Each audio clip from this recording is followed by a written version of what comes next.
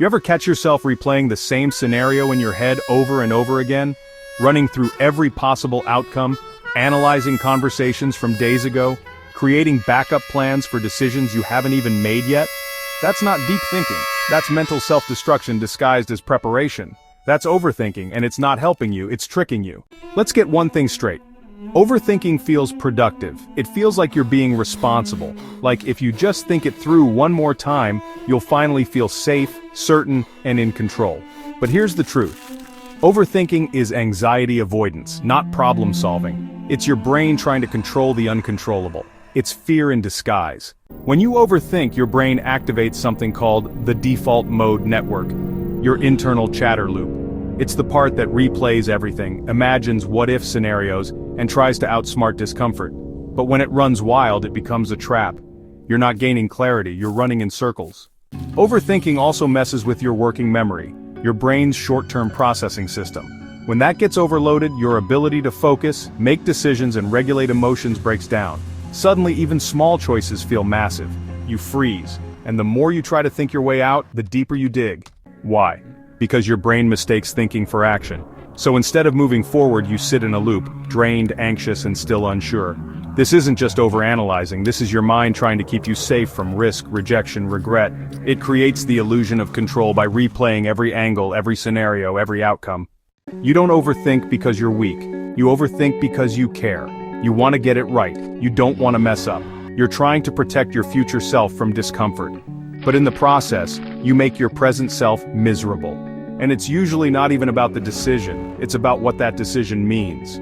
You're not scared of picking a direction. You're scared of picking wrong. You're scared of being judged. You're scared that if it goes badly, it'll say something about you. A lot of this comes from past conditioning.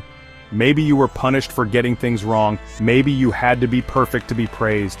Maybe you learned that mistakes aren't just mistakes, they're personal failures. So now your brain scans for every possible mistake before you act, but in doing that, you never act. So how do you break the loop? Start by giving your brain a boundary. Set a clear deadline for your decision. Tell yourself, I'm deciding by 5 p.m. today or I've got 24 hours, then I move. Without a time limit, your mind will keep spinning forever, searching for a level of certainty that doesn't exist. Then simplify, cut down your options. More choices don't help, they drown you. Narrow it down to 2 or 3 solid paths. When you reduce the noise, your brain can stop analyzing and start choosing. Forget the need for perfection. Go with what feels 80% right. If a decision checks most of the boxes, take the leap. Waiting for 100% certainty is like waiting for perfect weather every day. It's never coming. The people who move forward in life aren't more confident, they're just more willing to act, despite the doubt. And seriously, get your thoughts out of your head. Write them down. The pros, the cons, the fears, the mental loops. Dump it all on paper. What feels overwhelming in your mind often shrinks when you see it clearly in front of you. Now pause and ask yourself, what am I actually afraid of here? Is it failing? Looking stupid? Being judged? Wasting time? Because most of the time the decision itself isn't the issue. It's the fear hiding underneath it. And once you name that fear, it stops running the show. Stop comparing your indecision to someone else's polished highlight reel. Everyone's faking confidence to some degree. You're seeing their end result while sitting inside your process. That's not a fair comparison.